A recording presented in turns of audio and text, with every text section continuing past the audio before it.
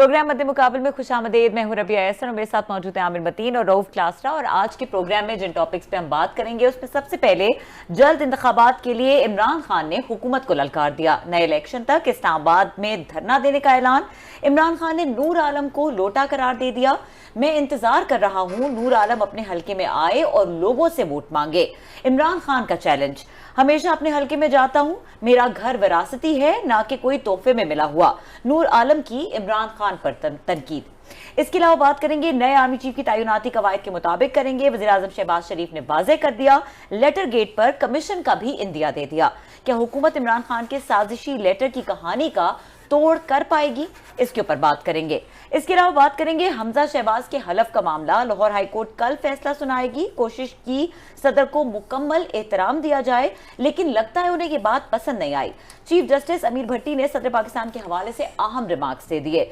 क्या कल हमजा शहबाज हलफ उठा पाएंगे, इसके ऊपर बात करेंगे। क्लास साहब, सबसे पहले ये जो इमरान खान की तरफ से चैलेंज और फिर एक धरने का ऐलान, और नूर आलम खान साहब हमारे साथ इस सेगमेंट में मौजूद होंगे, रुकन कौमी असम्बली हैं पेशावर से, वो हमें ज्वाइन करेंगे टेलीफोन लाइन पर। उन्होंने भी तनकीद की जवाबी तौर पे, और you know he is one of those, ये तमाम मामले में रहे हैं शख्सियत जिन्होंने टीवी पर भी, जिनको तनकीद का सामना हमने देखा कि बहुत सारी वीडियो सामने आई, तनकीद का सामना रहा।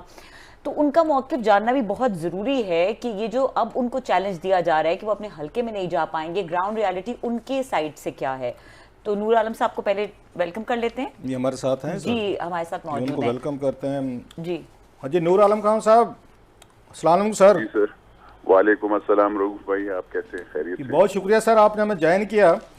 आज खान साहब गए हुए थे सर आपके सूबे में, हल्के में या चीज़ों में, तो आज और किसी का नाम उन्होंने नहीं लिया। उन्होंने आपके हवाले से कहा कि नूर आलम साहब वोट मांगने आएंगे और ये सारी चीज़ें करेंगे। तो ये खान साहब के साथ हमें कुछ समझ तो आती है कि आपका एक बैकग्राउंड है। मेरा ख्याल you were one of very few जिन्होंने स्टार्ट में, ये पिछले से 2 सालों से पहले उन्होंने उनकी महंगाई पे, दीगर इश्यूज़ पे आपने तनकीद करना शुरू की थी। तो खान साहब तो लगता है कि आप पर सबसे ज़्यादा गुस्से में हैं। एक तो गुस्से के हमें वजूहत समझ आ रही हैं कुछ, कोई आप खुद से भी बताएंगे कि ये क्या हुआ, खान साहब इतने नाराज़ क्यों हैं आपसे? बिस्मिल्लाहिर्रहमानिर्रहीम। शुक्रिया रऊफ क्लासरा साहब। बात यह है कि इमरान खान साहब को उनको कोई मतलब उनको कोई क्वेश्चन करे, उनको वो अच्छा नहीं लगता। मैंने 2-3 साल पहले महंगाई, लोड शेडिंग और करप्शन के खिलाफ आवाज़ उठाई थी, और मैं अब भी उठाता हूँ। मैंने परसों भी, जब इमरान खान साहब ने अभी इस्तीफा दिया है, उसके बाद भी मैंने उस दिन स्पीच की और मैंने बाकायदा आवाज़ उठाई है। जहाँ तक इमरान खान साहब की बात की है कि आप पेशावर आएंगे या उनके जो वो हैं, तो उनको मैं बताना चाहता हूँ कि मेरी खानदान वहाँ पे 200-300 साल से रह रहा है, और अल्हम्दुलिल्लाह जद्दी पुश्ती घर में मैं रहता हूँ। मैं कोई लोगों की तरह गिफ्टेड घरों में नहीं रहता जिनके लिए फिर रसीदें बनानी पड़ती हैं इनको और इनके दोस्तों को। तो मैं उन बंदों में से नहीं हूँ। मेरा इन्होंने बाकायदा 3 साल इमरान खान साहब ने नेशनल अकाउंटेबिलिटी ब्यूरो से बाकायदा वो किया था, और मैंने इनको 1860 से, बल्कि 1929 में पहले जमाबंदी बनी थी, उसका बाकायदा रिकॉर्ड दिया। मेरे साथ 1 इंच भी बाहर से कुछ नहीं है। वॉट एवर आई हैव मेरा इनहेरिटेड है। जहां तक पेशावर जाने की बात है, तो ये तो दिन की बात करते हैं। मैं रात में भी फिरा हूँ और दिन में भी फिरा हूँ और फिरूंगा। अल्हम्दुलिल्लाह मैंने वहां पे जाकर लाइव फेसबुक पे वो प्रोग्राम किया, और मैं कबाब, जहां चप्पल कबाब बनते हैं, वहां पे लोगों में खड़ा होकर मैंने वो बनाया। इसलिए बनाया कि ये तासुर, वो ये इनका ये सोच है कि कोई पठान कौम जो है, कोई बस लोगों को गोली मारते हैं और सर कलम कर देंगे और ये कर देंगे। इनको ये बताना चाहते हैं कि मैं भी सन ऑफ द सॉइल हूँ। आप तो खैर बाहर से आकर थोड़ी सी देर में चीफ वजीर आला हाउस या गवर्नर हाउस में वो कर लेते हैं। जिस तरीके से आपके मुताबिक, तो आपके साथ जो भी होगा तो अच्छा है। जो आपको क्रिटिसाइज या कोई पॉलिसीज को क्रिटिसाइज कर देता है तो आपके मुताबिक वो बुरा हो जाता है। मेरे ख्याल में इस तरीके से दुनिया नहीं चलती। ये सर अगला इलेक्शन जो है खान साहब, आप अपने किसी और पार्टी के उस पर टिकट पे लड़ेंगे, पीटीआई से लड़ेंगे या कोई आज़ाद लड़ेंगे? डेफिनेटली इलेक्शन तो लड़ेंगे, क्योंकि अभी स्ट्रेटजी को पॉलिसी देखिए असरफ भाई, इन्होंने तो एक कहा है ना कि आप आएंगे नहीं, आप वोट नहीं ले सकेंगे। इनको हम बताना चाहते हैं कि देखें, हर चीज तो होता है सियासत में, लेकिन मैं कोई इम्पोज, हम वो लोग हैं जो इम्पोज नहीं होते, मुसल्लत नहीं किए जाते, जैसे इनको मुसल्लत किया गया था इस मुल्क पे और इस सूबे पे। तो इनको मैं बताना चाहता हूं कि मैं मुसल्लत नहीं होता। वोट से जीतना और हारना ये एक वो है, अवाम की मर्जी है, बंदा जीत भी जाता है, हार भी जाता है, लेकिन मुसल्लत नहीं किया जाता। तो आप तो मुसल्लत हुए थे, अगर फिर इनका यही सवाल है। जहां तक लोटे और वो, तो जब मैं पीपल्स पार्टी से आया था तो उस वक्त अच्छा था, जब इनको क्रिटिसाइज करता हूं तो बुरा हो गया। जो भी बंदा, तो फिर ये जरा इर्द गिर्द लेफ्ट राइट पे देख ले, इनके साथ तो बरमार बनी हुई है लोटों की, तो इनके साथ कौन सा। और फिर अगर करप्शन की देखते हैं तो इनके इर्द गिर्द तो सारे करप्शन। तो एहतिसाब से मैं तो नहीं डरता हूं, मैं तो अब भी रऊफ क्लासरा साहब, आमिर मतीन साहब, आप जाकर प्लीज मेरा अकाउंटेबिलिटी आप भी कर ले, मैं आपको भी इख्तियार देता हूं। ये कहते हैं खान साहब, वो ये कहते हैं जो आपके नाकदीन है हुकूमत की तरफ से, वो कहते हैं बहुत सारे काम थे, इश्यूज थे, चीजें थी, आपको उन्होंने सर मेरे तो ना बिजनेस है, वो नहीं किया, तो उसके बाद आप नाराज हो गए। That's their version of the story. Sir मैं अर्ज करना चाहता हूँ, ना तो मेरे कोई कारखाने हैं चीनी के, ना मैं IPPs वाला हूँ, मैं तो जमींदार बंदा हूँ, जमीनें वो रखता हूँ जो बेच कर खाता हूँ। अब मैं तो पीपल्स पार्टी में भी, आमिर मतीन भाई ने एक दफा कहा था, मैं उस पर, आमिर मतीन भाई आप एक क्लैरिफिकेशन देना चाहता हूँ, मैं बिल्कुल पीपल्स पार्टी में भी मैं बात करता था, उस वक्त भी लीडरशिप ने मुझे नजदीक बैठा बना दिया था। लेकिन मैं एक बात बताऊं, मैंने अपने हलके के लिए आवाज उठाई, उस वक्त मैंने 105 देहात को सुई गैस दे दी थी, इसलिए मैं खामोश हो गया था। और अब भी मैं कहता हूं, अगर मेरे हलके का कोई भी काम नहीं करता तो मैं क्या करूंगा। हम तो अवामी नुमाइंदे होते हैं। जहां तक अकाउंटेबिलिटी की बात है, नूर आलम बिल्कुल सही कह रहे हैं। मैंने बिल्कुल एक दफा बात की थी कि पीपल्स पार्टी के मतलब जब आपने तनकीद शुरू की थी तो मैं इत्तफाकन वहाँ पे मौजूद था शहरी रहमान के दफ्तर में, और आप आए थे और उन्होंने फिर आपके साथ अच्छी गुफ्तगू हो गई थी। और उसके बाद फिर जो है मैंने देखा कि सब कुछ हंकी डोरी हुआ।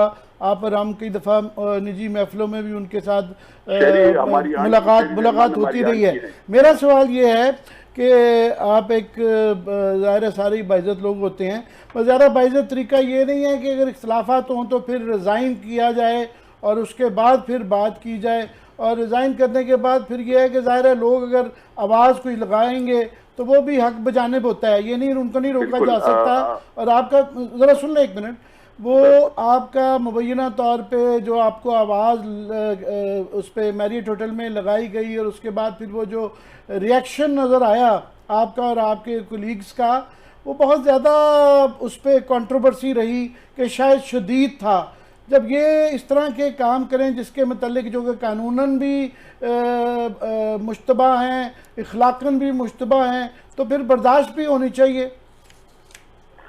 आमिर मतीन भाई बिल्कुल आपकी बात सही है, वो इंसिडेंट कोई अच्छा इंसिडेंट नहीं था, लेकिन मैं आपको बताऊं कि इफ्तार से पहले उस बंदे ने आवाज़ें कसी, गाली दी, मैं खामोश हो गया।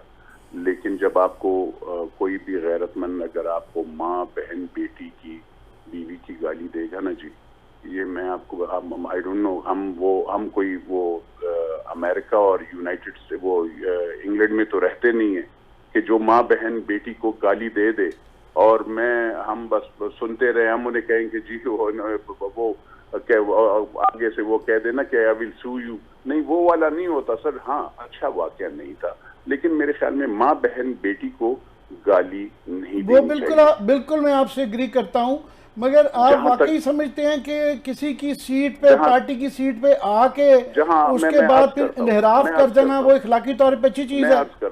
मैं अर्ज करता हूँ, लेट मी आंसर सर। मैं उस दूसरे पार्ट पे भी आता हूँ। बात यह है, जगह तक आपने टिकट की बात की, तो सर मैं तो खैर पहले इस्तीफा देना चाहता था, आज से साल डेढ़ पहले, लेकिन मेरे हलके के लोगों ने मुझे मना किया। वोट जो है वो होता है, वो सर हलके के लोगों ने दिया होता है। पार्टी की जो वो होती है, अच्छा इस पार्टी के पीछे मैं नहीं गया था, ये पार्टी मेरे पीछे आई, let me clarify one thing कि मैं इस पार्टी के पीछे नहीं गया था। मुझे कोई भी अल्लाह माफी दे, इनका अपना जो 2013 में इनको जो दे दी गया था ना, मतलब जिस तरीके से आपको पता है, मैंने जब when I use the word impose, जब 2013 में भी हमारे सूबे पे इनको इम्पोज कर दिया गया था, तो उसी तरीके से इन्होंने फिर डिलीवर नहीं किया था, तो ये मेरे पीछे आ गए थे, मैं इनके पीछे, और इनका A to Z सब आ गए थे सर। तो इसलिए जहां तक ये आपसे मिलने कौन आया था खान साहब, कौन आपसे आया था पीछे, मतलब है यहाँ पार्टी की तरफ से? इनके top, from ground level to top leadership, जो भी परवेज खटक साहब हों, चाहे वो गवर्नर शाह फरमान हों, चाहे असद कैसर हों, चाहे शाह कुरैशी साहब थे, चाहे जहांगीर तरीन साहब थे, चाहे कोई भी हो, वो जो जितने भी, और चाहे नीचे स्टाफ हो, और नीचे वर्कर, वो सब मेरे पीछे। मैंने उन्हें कहा था कि यार मेरा और आपका माइंडसेट नहीं बनता, क्योंकि मैं हूँ आजाद ख्याल, मैं आवाम के लिए सोचता हूँ। आप लोग तो ये कहते नहीं, हमें आप जैसा बंदा चाहिए जो आवाज उठा सके। तो बात ये है, मैं तो आवाज, मेरा तो सर, मैं तो अब भी कहता हूँ, मैं कहता हूँ कि वो हुजूर सल्लल्लाहु अलैहि वसल्लम का उम्मती नहीं है जो पाकिस्तान के साथ गद्दारी करे, जो पैसे पे बिक जाए, जो गरीब का माल खा जाए।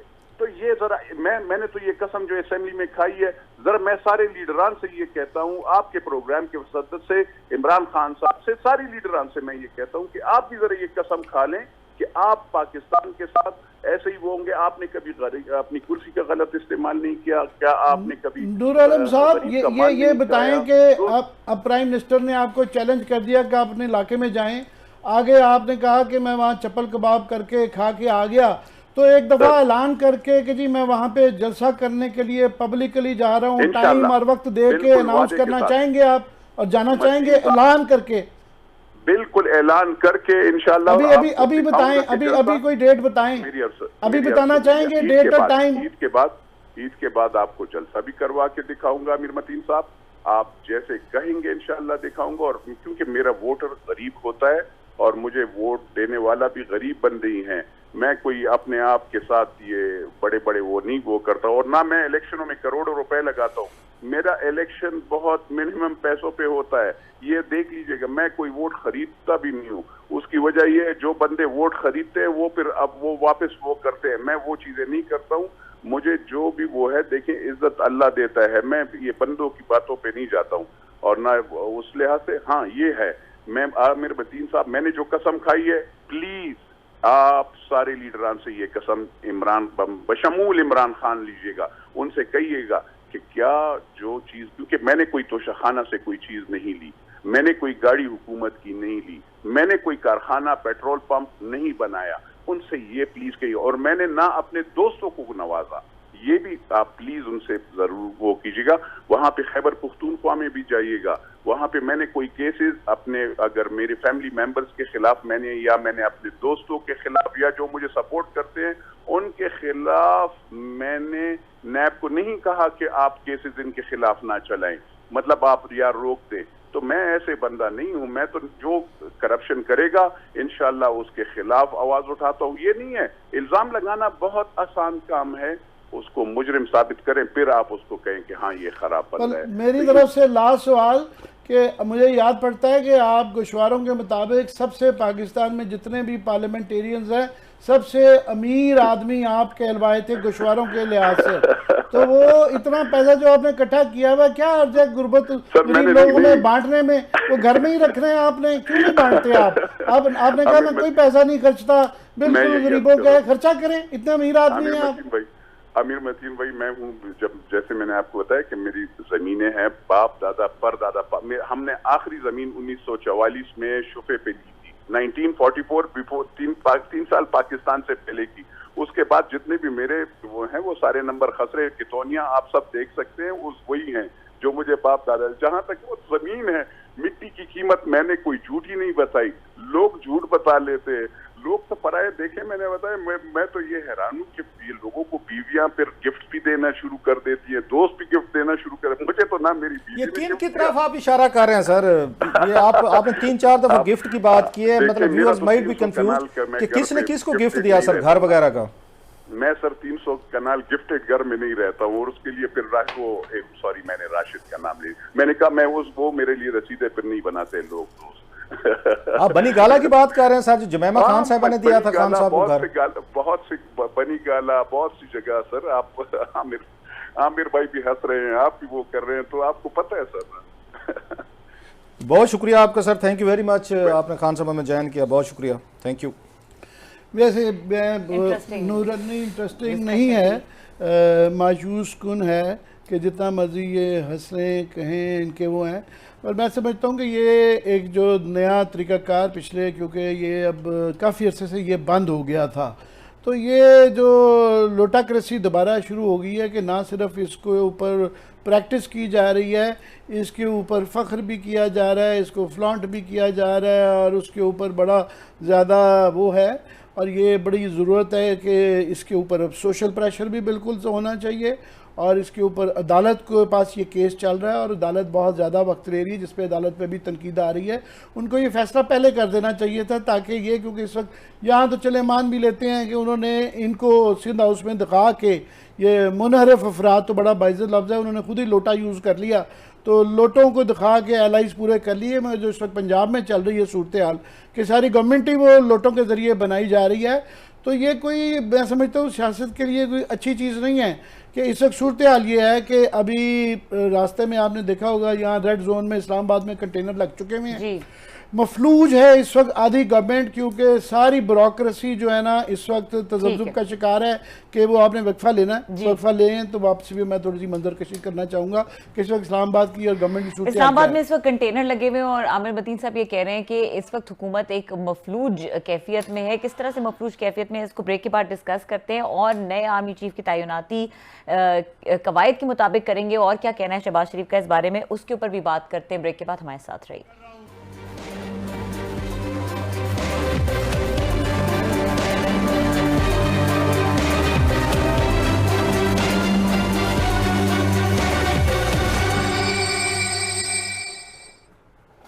Welcome back. आमिर साहब बात कंटिन्यू कीजिएगा, आप कह रहे थे कि इस्लामाबाद में जगह जगह कंटेनर लगे हैं और एक सिचुएशन है। मैं हमारे साथ मेरा ख्याल शहजाद फारूकी साहब सीनियर जर्नलिस्ट हैं, नुमाई वक्त के रेजिडेंट एडिटर भी हैं। सर अभी नहीं मौजूद हैं। अच्छा, थोड़ी देर में ज्वाइन करेंगे, मगर इस वक्त में सूरत हाल थोड़ी सी ना काफ़ी, मैं समझता हूँ गंभीर और कशीदा ऑलरेडी हो चुकी हुई है, क्योंकि रेड जोन में ऑलरेडी कंटेनर आज मज़ीद लग गए हैं, और इस वक्त तजब्जुब का शिकार है पूरी ब्यूरोक्रेसी, और वो पोस्टिंग्स पे नहीं लगना चाह रहे। काफ़ी सारे लोग हैं जो रिलक्टेंट हैं, क्योंकि सूरत हाल जो है वो क्लियर नहीं है, तो कोई चांस नहीं लेना चाह रहे कि पता नहीं है गवर्नमेंट 4 महीने रहनी है, 6 महीने रहनी है, और एक उनके ऊपर ठप्पा लग जाए, या ये भी डरते हैं लोग कि मुझसे पता नहीं क्या काम लिया जाएगा, और मेरे फ्यूचर के लिए, मुस्तकबिल के लिए जब तक ज़रा क्लियर ना हो जाए सिचुएशन, तो तब तक लोग पोस्टिंग्सों पे नहीं लगने चाह रहे। वरना कई दफ़ा होता है कि लोग लगना चाह रहे होते हैं कि जनाब अच्छी नई बदली है,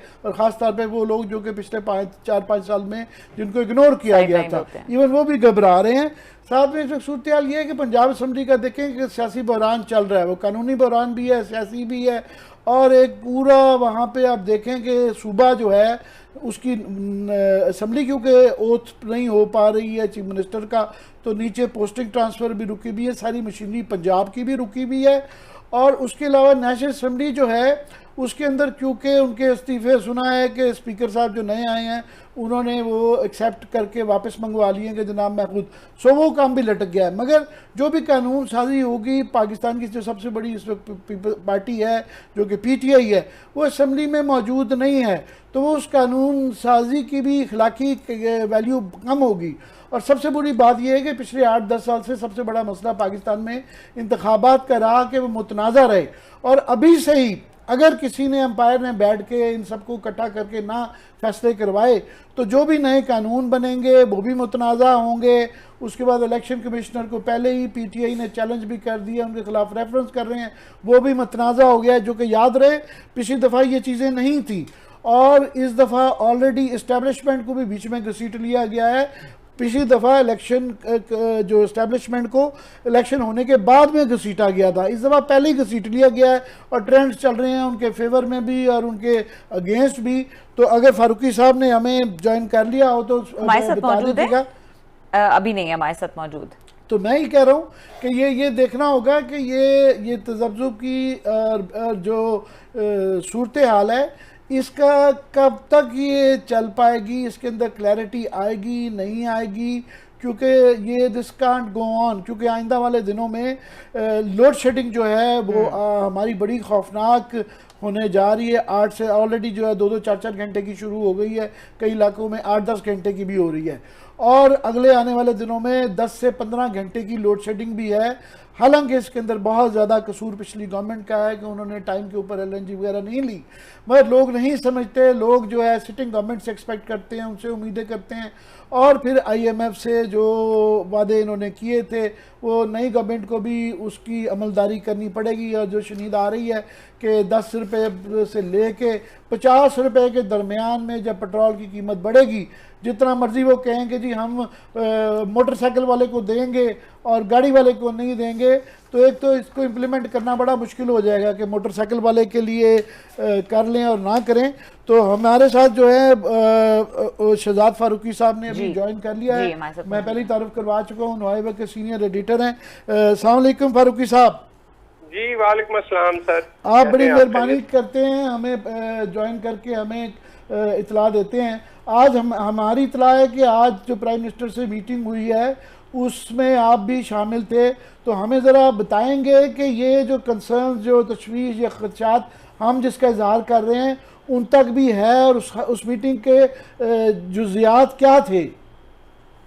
जी बहुत शुक्रिया। पहले तो मैं आपका और लासरा साहब का शुक्रगुजार हूँ कि आप मुझे मौका देते हैं, और ये मेरे लिए बड़ी इज्जत और आनंद की बात है। अच्छा, गुजारिश ये है कि आज जो मुलाकात हुई उसमें पहले थोड़ा सा एक जो है उन्होंने तदाइया बांधा वज़ीर आज़म ने, जिसमें उन्होंने बताया कि हालात बहुत ख़राब हैं, मुश्किल हैं, और इसमें बिलखसूस जो हमारी खारजा पॉलिसी है उस पर उन्होंने तदाइये में बात की कि हमारे जो बहुत अच्छे दोस्त थे वो माजी की हुकूमत के बाज़ इक़दाम के नतीजे में हमसे दूर हो गए। उन्होंने सऊदी अरब का जिक्र किया, उन्होंने चाइना का जिक्र किया, उन्होंने कतर का जिक्र किया, उन्होंने अमेरिका का बिलखसूस किया। बल्कि इस मुलाकात का इख्तितामी फिक्रा उनका ये था कि अमेरिका के साथ जो हमारे ताल्लुकात हैं वो ठीक होने बहुत ज़रूरी हैं, और इसी में जो है वो हमारी मुल्की जो सूरत-ए-हाल बेहतर होने की कोई उम्मीद है। इस मुलाकात में एक सवाल जो मैंने उनसे किया था वो था कि आपने सेहतमंद एहतसाब का जिक्र किया था, तो क्या आपकी जो जमात है उसका एक मुस्तकिल एक स्टांस रहा है कि एहतसाब और नैब जैसा इदारा जो है वो मुल्की तरक्की में एक परेशानी का बायस बनता है? और बल्कि आपके साबिक वज़ीर आज़म जो है वो तो कह चुके हैं कि नैब और मुल्की तरक्की साथ साथ नहीं चल सकते, तो क्या करेंगे? इसको ख़त्म करेंगे या इसका कोई नाम तब्दील करेंगे, कोई इस्लाहात करेंगे, कोई नया इदारा बनाएंगे? तो उन्होंने इस पे कहा कि हम इस पे अभी काम कर रहे हैं, और ज़रूरी नहीं है कि हम इसको बिल्कुल ख़त्म करें, चूँकि एहतसाब जो है वो यकीनन सेहतमंद मुआशरों के लिए वो ज़रूरी है, लेकिन उसका क्या तरीका कार होगा, क्या लाहे अमल होगा, उस पर अभी हम काम कर रहे हैं। इसी तरह से जो उन्होंने कहा कि माजी में हमारा मुकाबला इंडिया से किया जाता था 80 और 90 की दहाई में, तो बहुत सारे मामलात में वो हमसे आगे थे। ये आपने जैसे बताया कि प्राइम मिनिस्टर ऑफ पाकिस्तान जो है उन्होंने सहाफ़ियों से और मेरा ख्याल सीनियर लोगों से, एडिटर से शायद मुलाकात की है, तो मेन जो इशू इस वक्त ज़्यादा हार्ड इशू चल रहा है जिसमें डिबेट्स भी हो रही हैं, तनकीद भी हो रही है, वो ये है कि वो सऊदी अरब जा रहे हैं और बहुत बड़ा डेलीगेशन जो है वो लेकर जा रहे हैं। अगरचे उनकी तरफ से कुछ वजाहतें आई हैं, तरदीद है, ये मरियम औरंगज़ेब साहिबा ने भी कुछ चीज़ें क्लियर की हैं।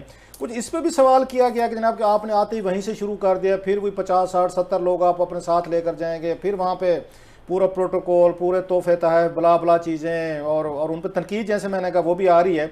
इस पर किसी सहाफ़ी ने क्वेश्चन किया उनसे कि आप अपनी पोजीशन बताएं ज़रा?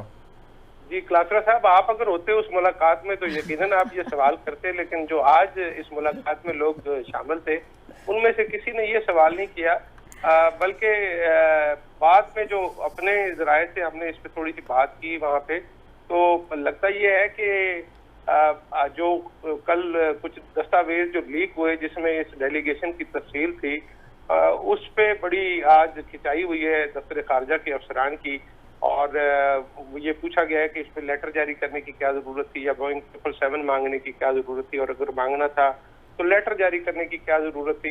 तो इस तरह की नहीं, इसके ज़रा बैकग्राउंड बताएंगे, हो सकता है व्यूअर्स को पूरा ना पता, बड़ी अहम चीज़ बता रहे हैं आप, ज़रा दोबारा थोड़ा सा बैकग्राउंड के साथ बताएं कि ये क्या कहानी है जो आपने अभी कहा है कि वहाँ पे फॉरेन ऑफिस की तरफ से लेटर हुए हैं, खिंचाई गई है या खिंचाई हुई है? असल में जी ये कल ये मामला शुरू हुआ जब वजीर आजम के सऊदी अरब के दौरे की बात शुरू हुई, तो उसके बाद एक दस्तावेज लीक हुई, और यकीनन ये मैं मानता हूँ और आपको भी इस बात का बखूबी इल्म है कि ऐसी दस्तावेज लीक की जाती हैं, ये कोई खुद से तो नहीं मिल जाती।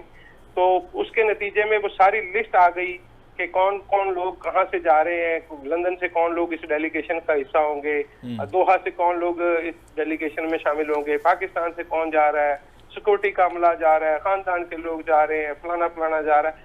तो वो एक तरह से एक हाइप क्रिएट हुई तहरीक इंसाफ की तरफ से, इस पर ट्वीट्स भी किए गए, तनकीद भी की गई। तो उसके बाद बल्कि सुनने में आ रहा है कि कोई मीडिया टीम भी थी जो शायद इस दौरे को कवर करती, लेकिन जब ये शोर मचा तो उसके बाद यकीनन आपने जैसे कहा कि वो दुरुस्त तौर पे आपने फरमाया कि उसके बाद उन्होंने सफाइयाँ दी हैं कि ये इस तरह से नहीं है। कुछ मौक़िफ़ उन्होंने कहा कि बाकी लोग अपने पैसे अपनी जेब से पे करेंगे और कोई मीडिया नहीं ले जाया जा रहा। तो मीडिया उस तरह से तो कोई नहीं ले जाया जा रहा, लेकिन इसके बावजूद कुछ 7-8 लोग तो फिर भी सऊदी अरब पहुंच गए हैं, लेकिन वो शायद वो हुकूमती खर्चे पे नहीं गए। जो मेन सवाल हुआ जिसमें बात हो रही थी, अभी फवाद चौधरी साहब को मैं ट्वीट देख रहा था, बड़ा अहम ट्वीट उन्होंने किया, उस पर तो बात करते हैं। वो आर्मी चीफ साहब की तकरीर के हवाले से, क्योंकि इट्स ऑल अबाउट ये नवंबर, जो मुझे समझ, हम इस पर डिस्कशन भी करते रहते हैं, इस वक्त जितना भी पॉलिटिकल टर्माइल हुआ है पाकिस्तान में, चेंजेस हुई हैं, रजीम चेंज की बात हुई है, इलेक्शन वगैरह सब कुछ, लड़ाई मार कुटाई यहाँ पे जो हो रही है, धींगा मुश्ती, ये सारी उसी नवंबर के साथ ही अटैच है। तो प्राइम मिनिस्टर ऑफ पाकिस्तान से सवाल किया गया आर्मी चीफ वाली तकरीरी का, तो उस पर क्या कहा उन्होंने? अच्छा, वजीर आजम ने जो कहा, मैं उससे ज्यादा मैं उसके कहने के अंदाज से जो मैं समझ पाया, पहले मैं बता देता हूँ कि उन्होंने कहा क्या। जी जी, उन्होंने ये कहा कि जी हर चीज जो है वो अपने वक्त के मुताबिक हो जाएगी, और जब एक मुकर्रर वक्त, ये बात में इमरान खान साहब भी कहते थे, मुझे याद है, आमिर भाई को याद आएगा, वो भी ये कहते थे वक्त आएगा तो सब कुछ हम कर लेंगे। लेकिन ये आपने बिल्कुल ठीक कहा, इस पे तो कंसेंसस है मेरा ख्याल है सबका कि ये मामला तो नवंबर से जुड़ा हुआ है, जो कुछ भी हो रहा है इस मुल्क में। तो इस हवाले से मुझे ये लगता है कि वो जो एक चीज हम सुनते आ रहे हैं ना कि शायद मई की एक तारीख है जिसके बाद वजीर आजम पाकिस्तान के पास ये इख्तियार आ जाएगा कि वो नाम का ऐलान कम अज कम कर सकते हैं कि अगले आने वाले आर्मी चीफ कौन होंगे। तो मुझे लगता ये है कि ये नवंबर का मामला जरूर है, लेकिन ये तय मेरा ख्याल है नवंबर से पहले हो जाएगा, क्योंकि हालात जिस तरह से तब्दील हो रहे हैं। नहीं, उन्होंने एग्जैक्ट क्या जवाब दिया? उन्होंने क्या कहा कि टाइम आएगा उस वक्त देखेंगे हम? जी, उन्होंने कहा कि आइन के अंदर जो है वो आपके जो एग्जीक्यूटिव के इख्तियारात हैं वो लिखे हुए हैं और उसमें हर चीज का प्रोसीजर तयशुदा है। तो अब दूसरी बात, किसी ने शायद पूछा हो, शायद इतने अच्छे आप सब लोग जर्नलिस्ट है, कि उन्होंने थ्रेट किया है, शेख रशीद साहब ने भी आज थ्रेट किया है, वजीर दाखिला रहे हैं, इमरान खान साहब भी कह रहे हैं, फवाद चौधरी साहब भी कह रहे हैं कि उन्होंने डेडलाइन दी हुई है, धमकी दी हुई है खान साहब ने कि 30 मई तक अगर आपने इलेक्शन का अनाउंस ना किया तो फिर यहाँ पे दंगल होगा, फिर उन्होंने खूनरेजी होगी, खून खराबा होगा, पर शेख रशीद साहब ने यहाँ तक कह दिया। तो ये सवाल भी पूछा गया कि are you ready for that, how to handle it? ये सवाल पूछा गया था और इस पे उन्होंने कहा कि बल्कि इसमें एक और दूसरे सवाल का जवाब भी जोड़ लेते हैं कि उन्होंने कहा कि कानून अपना रास्ता लेगा, मुल्क में अफरा तफरी और जो खाना जंगी फैलाने की इजाजत नहीं दी जाएगी, ना सड़कों पर। कानून के अंदर रहते हुए जो लोग अपना पुरअमन एहतजाज करेंगे उससे नहीं रोका जाएगा, और हम चूंकि इंतकामी सियासत पर यकीन नहीं रखते तो ऐसा मामला नहीं होगा। लेकिन इसके बावजूद उन्होंने कहा कि कानून अपना रास्ता लेगा, और अगर कोई आदमी कोई गलती करता है, कानून तोड़ता है, तो यकीनन कानून जो है उस पर एक्शन लेगा। बहुत शुक्रिया आपका एहसास, थैंक यू वेरी मच। जी क्लास साहब, किस तरह से दे रहे हैं इस पूरी डिस्कशन को? मैं थोड़ा सा वो जो हम कहते रहते हैं, आमिर भाई का मेरा कंसेंसस है इस पे, आजकल काम ही होता है हमारा, वो ये है कि ये सारी गेम जो जुड़ी हुई है ना नवंबर से जुड़ी हुई। फवाद चौधरी साहब को भी थोड़ी देर पहले मैं ट्वीट पढ़ रहा था, उन्होंने भी ये कहा, मतलब है उन्होंने बड़ा क्लियर कहा कि ये नया आर्मी चीफ का तकर्रर जो है ना वो नई हुकूमत करेगी, इलेक्टेड लोग करेंगे जिनके पास ये पावर होगी, इख्तियार होगा, मॉरल ग्राउंड्स होंगे, इनके पास कोई मॉरल ग्राउंड नहीं है, इंपोर्टेड हुकूमत है, इस तरह की बात उन्होंने की है। सो मुझे लगता है, मई व्यू, कि आने वाले दिनों में, जैसे मेरा कल परसों रात शायद हमने बात की, कल रात की है, कि खान साहब की कोशिश है कि नवंबर से पहले मैं प्राइम मिनिस्टर हाउस वापस जाऊँ। इसके लिए वो अपने पॉलिटिकल सारे दाव भी खेलेंगे, अपने लड़ाई करनी पड़े, झगड़ा करना पड़े, इस्लामाबाद बैठना पड़े, उन्हें धमकियां, खुदा ना खास्ता वायलेंस। मुझे ये लग रहा है कि उनके जहन में ये है कि शायद हम इनको इस धमका के कर लेंगे। लेकिन जो आए हुए हैं, मैं पहले भी कह चुका हूँ, I am sorry for repeating my self, कि उन्होंने जो आके इतना बड़ा मेला रचाया है, इतनी बड़ी उन्होंने एक उसकी पॉलिटिकल कास्ट है जो उस वक्त वो दे रहे हैं, वो एस्टेब्लिशमेंट हो, वो ये मौजूदा पॉलिटिशियंस हों जो हुकूमत बैठे हैं, वो इसलिए तो नहीं बैठे थे कि इमरान खान साहब की हुकूमत की धमकियों से डर के कहेंगे जी ठीक इलेक्शन करवा देते हैं और खान साहब को दोबारा ले आते हैं उस नवंबर से पहले। सो मुझे नहीं लगता कि नवंबर से पहले कोई इलेक्शन होंगे या नवंबर से पहले कोई नया प्राइम मिनिस्टर होगा, लेकिन डेफिनेटली तौर पर इमरान खान साहब पूरी कोशिश करेंगे, उन्हें सूट भी करता है कि वो जो है नवंबर से पहले इलेक्शन वो इम्पोज करें। और लास्टली कि मुझे एक और बात की समझ नहीं आ रही कि आपने जब यहाँ पे इलेक्शन लड़ने हैं और आप सबको खिलाफ किए हुए हैं, अदालतों को, मीडिया को, पार्लियामेंट को, अमेरिकन भी हैं, यूरोपियन भी हैं जो बात अभी वो भी कर रहे थे, फिर फौज भी है, एजेंसियां भी हैं, तो हाउ वुड यू एक मिनट एक लफ्ज़ सिर्फ ऐड कर दूं, सिर्फ लास्ट लाइन कि नवंबर की जो अभी बात कर रहे थे ना, मई में रवायत कानून नहीं है, रवायत है कि नवंबर का फैसला 2-3 महीने पहले हो जाता होता है, मगर ये रवायत इसको पहले भी खींचा जा सकता है, ये कानून नहीं है कि फलानी डेट को जो है तो वो मई जून में भी फैसला हो सकता है। और इस बात का बहुत ज़्यादा इम्कान है कि ये जो इस वक्त मौजूदा हुकूमत है ये फैसला यही करेगी। जी बिल्कुल ठीक है, प्रोग्राम का वक्त खत्म हो गया, नहीं तो इस डिस्कशन को मजीद कंटिन्यू करते। बहुत सारी और चीजें जो रह गई हैं उनको कल आने वाले प्रोग्राम में डिस्कस करेंगे। प्रोग्राम देखने का शुक्रिया, इजाजत दीजिए, अल्लाह।